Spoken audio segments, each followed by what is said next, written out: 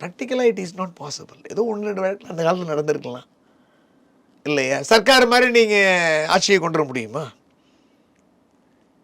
ஒரு இதில் ஒரு கான்செப்டில் இருக்கார் இல்லையா? ஸோ ஒரு தலைமை பண்பு அப்படிங்கிறது ரொம்ப முக்கியம். பர்சனாலிட்டி அப்படிங்கிறத விட ஒரு ஹெட் அப்படின்னா அந்த ஹெட்டுக்குன்னு சில குவாலிட்டிஸ் வேணும்.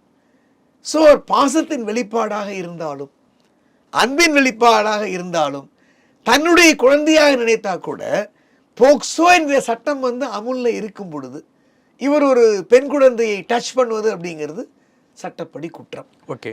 ஆனால் அந்த குற்றத்தை தாமா முன் போக்சோ கோர்ட் வழக்கு தொடர முடியாது. ஆலமன் போலீஸ் ஸ்டேஷனில் உள்ள SHO அவர் மேலே வழக்கு தொடரவும் முடியாது. சைல்டு கமிஷன் வேணால் ஆக்ஷன் எடுக்கலாம்.